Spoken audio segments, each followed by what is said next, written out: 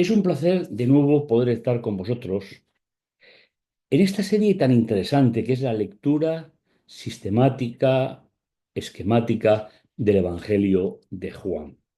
Entramos en el tema 4, donde en los anteriores hemos ido perfilando las señales, el prólogo con toda su importancia, y hoy llegamos a otro tema importante que es ya el desarrollo.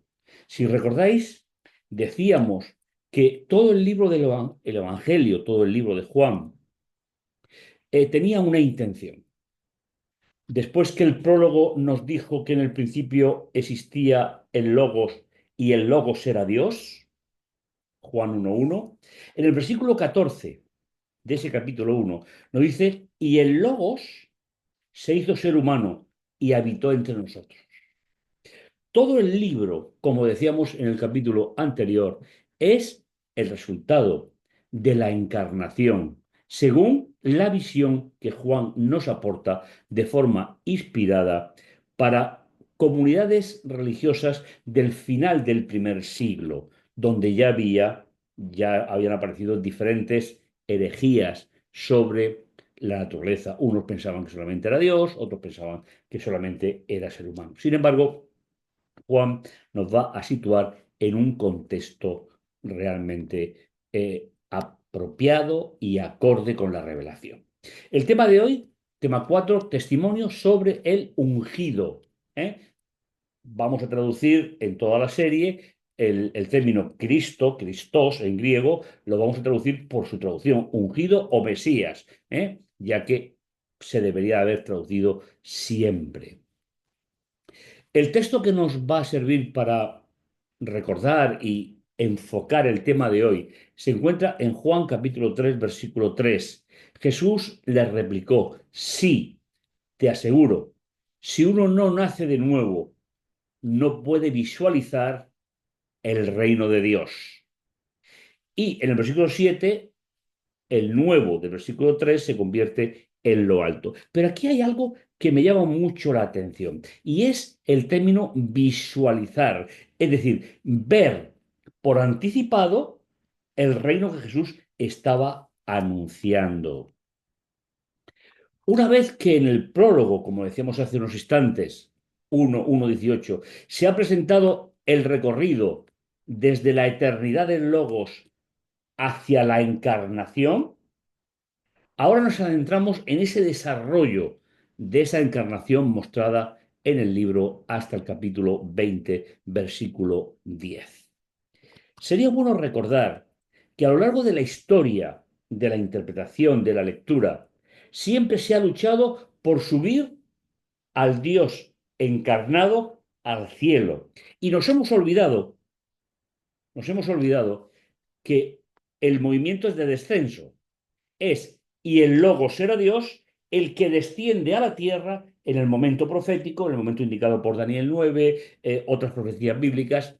eh, no tiene mucho sentido subir a ese ser, Dios, ser humano en toda la plenitud, subirlo al cielo, ya que su origen estuvo en la tierra, su desarrollo estuvo en la tierra hasta la resurrección. Por lo tanto, recordad, la verdadera lectura del Evangelio de Juan no es subir al Logos encarnado al cielo, sino es hacer descender al Logos, que es Dios, para convertirse en el Logos encarnado, Emmanuel o Dios con nosotros. Como dijimos en su momento, el libro casi completo es la ratificación del Logos llegado a ser humano. Hay un concepto que consideramos fundamental a lo largo de la historia. La teología ha abordado de manera incorrecta el problema de la encarnación. La teología medieval tiende a elevar, como decíamos, a Jesús ungido hacia el cielo, hacia la eternidad, lo cual consideramos que no es, aunque sea vocabulario, aunque sea una forma de expresar, no es lo más correcto. En realidad, lo que la Biblia enseña es que el Logos, que es Dios por toda la eternidad, desciende a la historia a través de la encarnación, a través de su propia encarnación. Leyendo Juan el Bautista testimonio. Juan 1. Este fue declarado de Juan cuando los de Judea enviaron desde Jerusalén sacerdotes y levitas a preguntarle, ¿quién eres tú? Y él confesó, sin negarlo, yo no soy el ungido. Es decir, no soy el ungido, no soy el Mesías. Y entonces le preguntaron, ¿quién pues? ¿Eres tú Elías?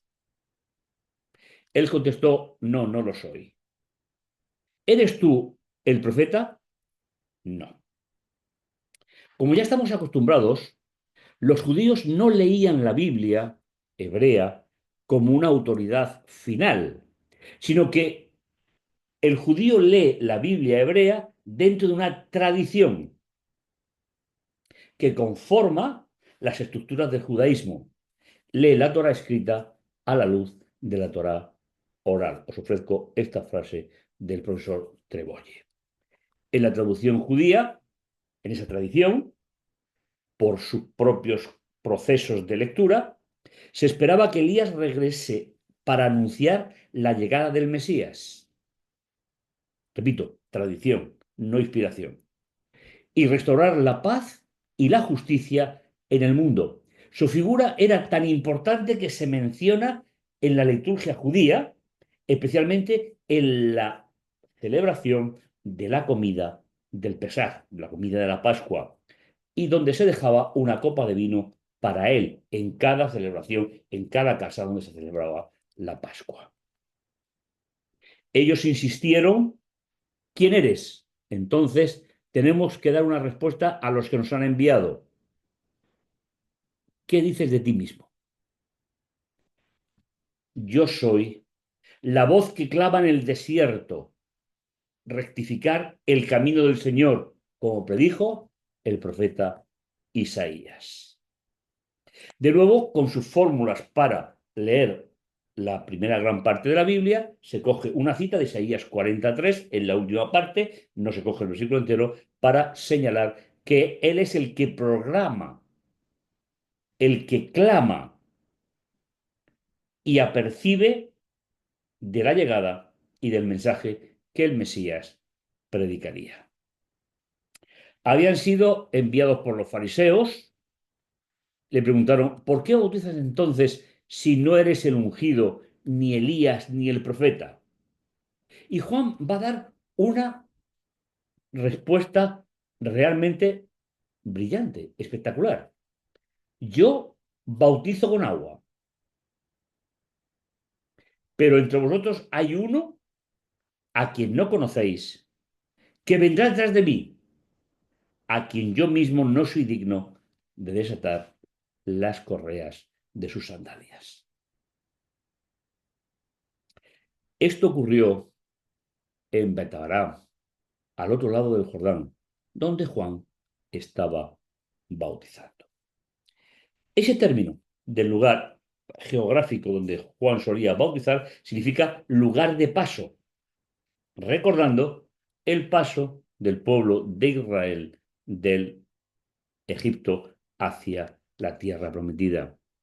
Juan bautiza todavía al otro lado del Jordán, pero este bautismo debería solo de preparar al pueblo de Dios para pasar a la tierra prometida. Es una figura preciosa que el propio Juan utiliza, pues realmente mirando hacia la primera gran parte de la Biblia, que era su Biblia. Al día siguiente, al ver a Jesús venir hacia él, dijo, He aquí el Cordero de Dios que quita el pecado del mundo. Es decir, he aquí el Cordero de Dios que quita todo acto pecaminoso del mundo.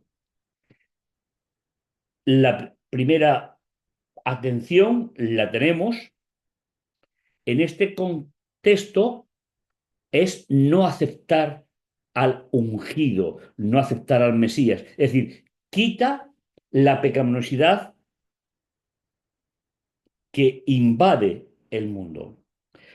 Debemos de recordar que hay algunas ideas que son fundamentales para establecer una cronología bíblica. Si miramos desde el punto de vista de la humanidad, la muerte y resurrección de Jesús es todo lo que necesitamos para ser salvos, en cuanto a humanidad. Pero en cuanto a individuo, que forma parte de una humanidad rescatada en sentido absoluto, necesitamos la obra del resucitado en el santuario del cielo para tratar el pecado individual. Esta idea deberíamos de formularla y reformularla con mucho más éxito cuando hablamos con personas que necesitan saber el valor de este es el Cordero de Dios que quita el pecado del mundo, es decir, el pecado, este es el Cordero de Dios que quita el acto pecaminoso del mundo, este de quien yo dije, detrás de mí viene un hombre que se ha puesto delante de mí, porque existía antes que yo. Y de nuevo quiere volver a la idea de la existencia eterna del Logos encarnado, no la existencia eterna de el periodo de la encarnación. Según las tradiciones judías, el Mesías, que no se distinguía en nada de los demás hombres, debía permanecer de incógnito hasta el día en el que fuera manifestado como Mesías por Elías vuelto a la tierra. Y Juan está utilizando esa tradición judía para que podamos entender eh, la idea que él está mostrando. Yo no le conocía, pero he venido a bautizar con agua para que él sea manifestado en Israel. Qué privilegio el de Juan de ser un precursor, de ser un anunciador, de presentar la buena noticia de la venida, de la llegada próxima del Mesías. Y Juan dio testimonio diciendo, he visto al Espíritu que bajaba como una paloma del cielo y se quedaba sobre él. El momento del bautismo de Jesús. Y es el momento en el cual en 1:14, en la última parte del versículo, dice, y vimos su gloria como único Hijo del Padre. Por cuanto el Espíritu reposa sobre él, tomando Isaías 11:42, 61, yo lo he visto y doy testimonio de que este es el Hijo de Dios. La tradición judía no estaba preparada. Necesitaban un Mesías determinado, necesitaban que viniera Elías a presentarlo. Sin embargo, Juan se convierte en el verdadero presentador del Mesías.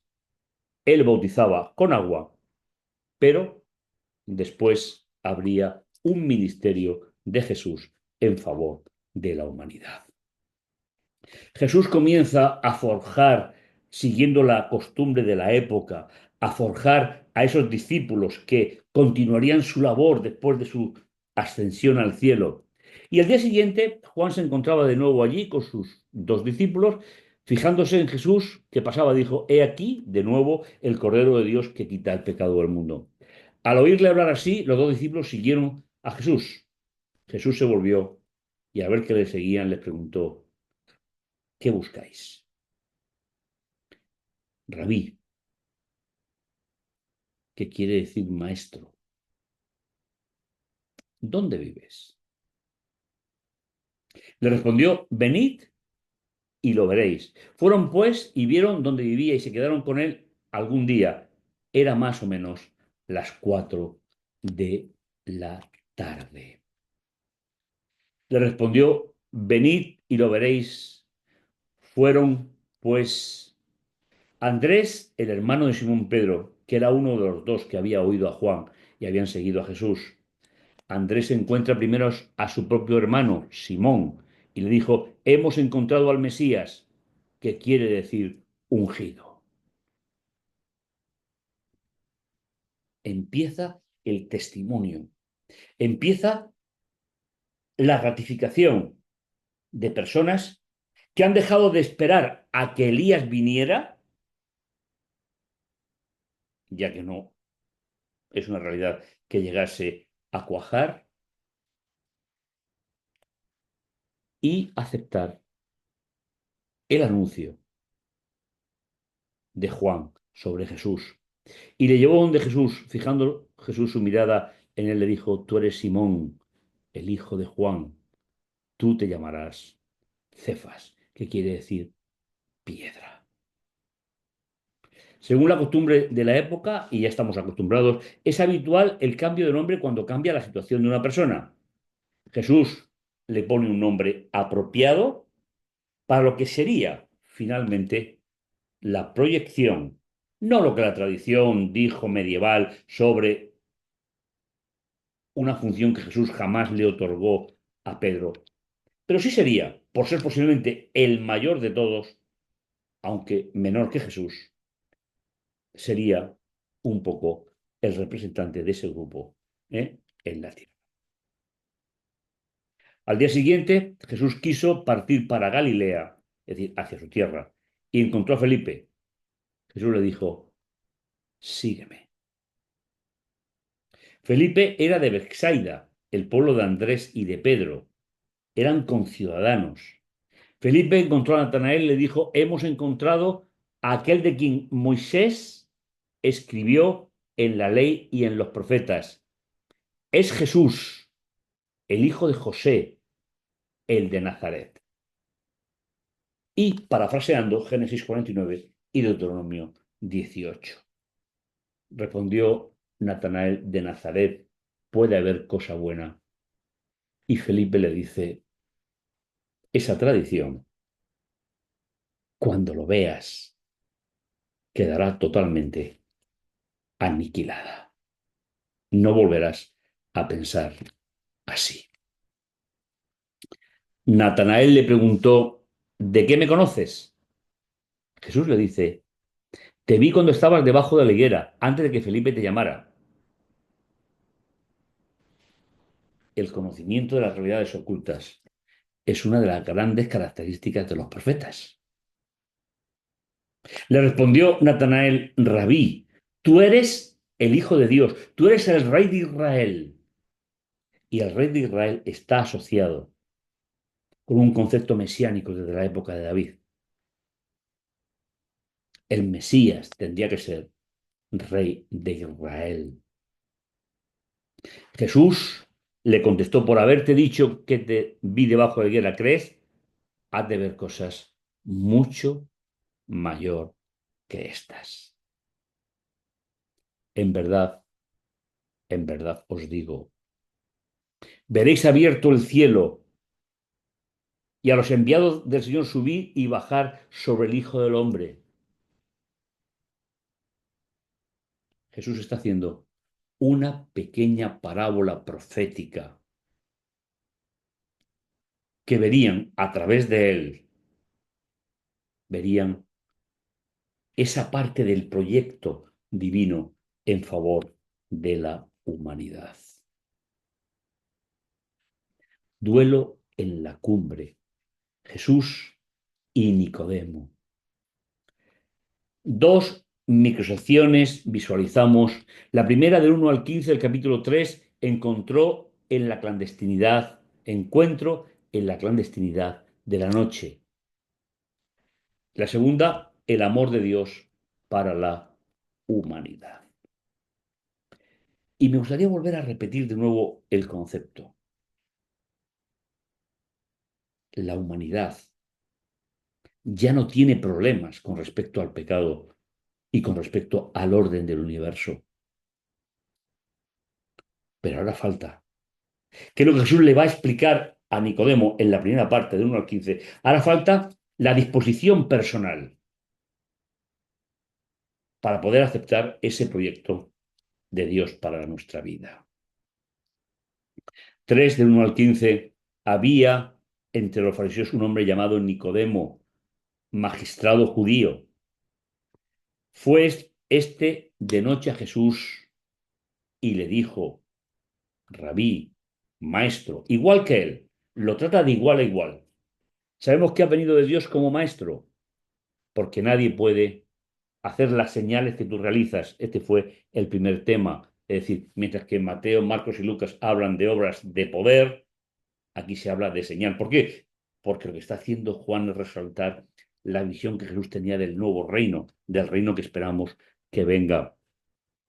Debemos de observar que el que escogió la clandestinidad es Nicodemo y no Jesús.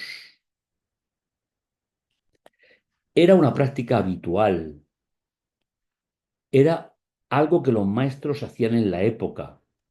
Durante todo el día estaban acompañados de sus discípulos, iban a todas partes con él, vivían con los maestros. Pero este hombre, jefe de los rabinos, maestro de Israel, necesitaba una conversación privada, una conversación donde los discípulos, tal vez de uno y de otro, no interrumpieran la conversación. Por eso decíamos, es una reunión en la cumbre. Jesús le respondió, en verdad te digo, que el que no nazca de nuevo no puede ver el reino de Dios. Aquí tenemos que ver algunos detalles importantes, detalles que tienen que ver con la cosmovisión de Nicodemo. Hemos dicho ya en diferentes ocasiones que la función del Evangelio es modificar todas las culturas de la tierra. No hay una cultura que sea mejor que otra. No hay un ser humano que sea mejor que otro. La diferencia la marca cuando yo pido perdón por el pecado. En verdad te digo que el que no nace de nuevo. ¿Por qué dice esto? Porque Nicodemo, como judío de su época, pensaba que por el simple hecho de haber nacido como judío, como hijo del pueblo de Dios a través de Abraham, Isaac y Jacob, ya eran salvos. Y eran los demás los que tenían que cambiar alrededor de ellos. Por eso Jesús le dice, el que no nazca de nuevo, nacimiento espiritual para adopción como hijos de Dios.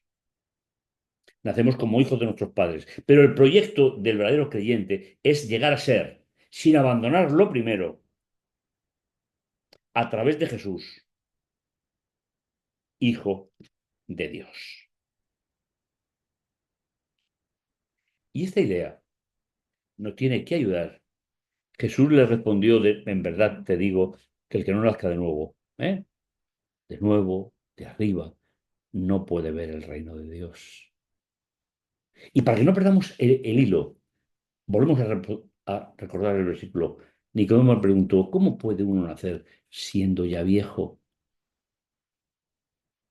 Nicodemo estaba en proceso, pero aún necesitaba la instrucción, la formación de un maestro más completo que él. ¿Puede acaso entrar en el seno de su madre y nacer de nuevo? Todavía, como decíamos, está pegado al concepto de nacimiento como miembro de un pueblo. En verdad te digo que el que no nace de agua y de espíritu no puede entrar en el reino de Dios. Nacimiento espiritual que se materializa no solo con el bautismo que hacía Juan, que es el bautismo de agua, sino con una declaración institucional, al igual que Jesús. En el judaísmo había ritos de pureza, de limpieza, pero no el sentido de bautismo como después acuñaría Jesús en su propia persona. Lo nacido del ser humano es. Lo nacido del espíritu es espiritual. Es decir, tu nacimiento como ser humano te abre la puerta a que me aceptes como Mesías y entonces recibirás el nacimiento del espíritu. Hay que nacer del espíritu para poder visualizar el reino de Dios. De lo contrario, solo miraremos los baches del camino que nos rodea. No te asombres, le dice Jesús, que te haya dicho que tienes que nacer de nuevo, de lo alto. El viento sopla donde quiere y oyes su rumor, pero no sabes dónde viene ni a dónde va. Así es el que nace del Espíritu. es decir, una vida guiada por el Espíritu. Tiene un sentido, el sentido que Dios tiene para la vida, del que nace no por segunda vez, porque no se puede hacer, por una descendencia humana, por un genoma puramente humano, sino que una vez que hemos nacido, tenemos la oportunidad de ser a través de la esperanza, a través de la visualización, ya parte del reino de Dios. Lo único que se pide es lo que Jesús le está diciendo a Nicodemo, el nacimiento a través del Espíritu en nuestra vida. ¿Cómo puede ser esto, maestro? Y Jesús, para llamar su atención, es verdad que algunas traducciones lo ponen casi como un reproche, pero recordad que están hablando dos grandes maestros, del pensamiento judío y hebreo. ¿Tú eres maestro en Israel y no lo sabes? Y de nuevo Jesús vuelve a recomponer la frase. En verdad te digo que cada uno habla de lo que sabe y da testimonio de lo que ha visto. Pero vosotros, un vosotros colectivo, que va dirigido más a las clases religiosas poderosas y políticas, ya que el pueblo era totalmente ajeno a todo esto, no aceptáis nuestro testimonio. Si al deciros cosas de la tierra no creéis, ¿cómo vais a creer si os hablo de las cosas del cielo? Nadie ha subido al cielo, sino el que bajó del cielo, el Hijo del Hombre. ¿Veis? Al principio decíamos, tendemos a subir al logos hecho carne al cielo, sin embargo es a la inversa, como decíamos al principio. ¿Sabéis? Nadie ha subido al cielo. Es muy curioso que ha escogido de un apócrifo judío, concretamente el libro de la sabiduría, que los judíos no lo consideraban como inspirado. Me refiero a los judíos de Palestina. Lo de la diáspora había otro problema. Pero sí que lo consideraban como un libro de la historia, de la reflexión, de la cosmovisión judía. Por eso lo introduce, no habla de su inspiración, simplemente es una forma de apoyar, en un libro conocido, pues lo que le está diciendo Jesús. Si a duras penas podéis vislumbrar lo que hay en la tierra, con dificultad encontramos lo que tenemos a mano. ¿Cómo puedes rastrear lo que está en el cielo?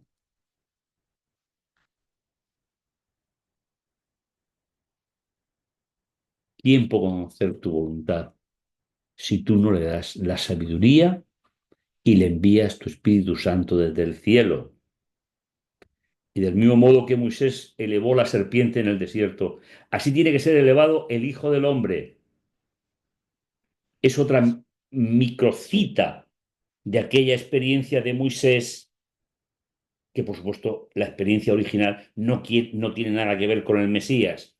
Eso será una extrapolación, apologética que puede servir, pero no podemos comparar los contextos para que todo el que crea tenga en él la vida eterna. ¿Veis? Jesús está enfocando el reino. Mientras vivamos aquí, la vida eterna está asegurada en Jesús, pero todavía no disfrutamos de ella. La tradición medieval interpuso filosóficamente la inmortalidad del alma en este contexto. No hay nada que creer de ello en el resto de la Biblia. El ser humano es una unidad indivisible y ninguna de sus manifestaciones, ya que no tiene partes, puede vivir separado del resto. Porque tanto tuvo afecto por nosotros, Dios. Tanto amó, es decir, tanto tuvo en cuenta las necesidades de la humanidad que entregó a su Hijo solo, término que ya apareció en 1.14, para que todo el que crea en Él no perezca, sino que obtenga la vida eterna. Este texto es clave en el contexto de Jesús y su explicación. El verbo tiene la connotación de amor inteligente, es decir, el amor como principio, que no es condicionado por la respuesta del amado. Si fuese un amor respondido sería otro término, sería el término filio, no el término agapao, no el verbo agapao. Con lo cual, qué importante es que sepamos las dimensiones. El amor de Dios, y de nuevo nos encontramos con este tópico, no es un sentimiento, no es una forma de relacionarse directamente con el ser humano. El amor de Dios es el Logos encarnado. Y a través de su obra, de su esperanza, de sus consejos, Dios está amando a la humanidad. Ese es el amor inteligente. Aunque nadie hubiese aceptado el problema de la humanidad, tenía que ser resuelto. Y eso se realizó en los días de Jesús. Y ahora, y permíteme que lo repita, estamos esperando. Estoy esperando que mi vida esté en acorde con Dios para que se pueda aplicar ese plan de salvación a mi vida. El amor de Dios, repetimos, no es un sentimiento, sino la venida de su Hijo único al mundo, la encarnación. Porque Dios no ha enviado a su Hijo al mundo para juzgar. Importante, fijaos, el término que se suele traducir por juzgar, que ese significado es más por uso que por etimología, significa separar, distinguir, seleccionar e incluso preferir. Podéis coger el que más os guste, porque Dios no ha enviado a su Hijo al mundo para separar, distinguir, preferir, sino para que el mundo sea salvo en el Hijo. Yo no sé cuál es la sensación que tú tienes cuando repasas esos textos, pero hay algo muy importante. Si Dios ha resuelto el problema de la humanidad, ¿por qué no dejas que tu nacimiento del Espíritu te ayude a resolver tu problema particular, mi problema particular? El que cree en mí ya no es separado, distinguido, pero el que no cree ya ha hecho una separación, ya ha hecho una selección, porque no ha creído en el nombre del Hijo unigénito. Y de nuevo recordamos el término nombre. En la Biblia, nombrar algo es nombrar su personalidad, su entidad. Por lo tanto, en el nombre del Hijo único de Dios, es toda su obra, toda su naturaleza. Y finalmente, como hemos dicho, Dios no lo envió para montar una crisis en el mundo. Dios lo envió para distinguir a los buenos adoradores de los que no lo son. Y el juicio, crisis, es decir, derecho en el sentido de justicia, es decir, y el derecho con sentido de justicia consiste en que la luz vino al mundo. Ya hablamos en el prólogo de ello, la luz frente a las tinieblas, pero los hombres amaron más las tinieblas que a la luz, porque sus obras no eran buenas. Para leer estas afirmaciones debemos de recordar la relación luz-tinieblas del prólogo del cual hacemos referencia. Pues todo el que obra mal odia la luz y no se acerca a ella para que nadie censure sus obras. ¿Y aquí de qué estamos hablando? ¿Estamos hablando de acciones o de condiciones? El pecado lleva todo un proceso en la mente del ser humano. El pecado no es un hecho, no es un acto. Antes lleva un proceso intelectual. Y Jesús se está refiriendo a esa idea, a la persona que no cambia sus hábitos, a la persona que sigue negando la influencia del espíritu para pedir perdón por sus pecados y no hacer daño a los demás, para que quede manifiesto que Dios, que actúa como Dios, cree mejor hacerlo.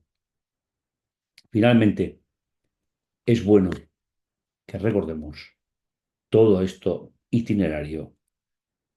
¿Quién fue Nicodemo finalmente? Fue un discípulo de Jesús. Aquella noche no pasó desapercibida y consiguió lo que esperaba, sin ser interrumpido por nadie. Consiguió comprender quién era su interlocutor. Consiguió cambiar la idea de que tendría que venir y ser anunciado por Elías y aceptó que había sido anunciado por Juan el Bautista, que bautizaba en agua para que luego, por el Espíritu, podamos ser bautizados para la entrada al reino de Dios. Mi deseo en este día es que podamos comprender la gran obra de la deidad en favor del ser humano. Con mis mejores deseos, nos encontramos en una próxima ocasión.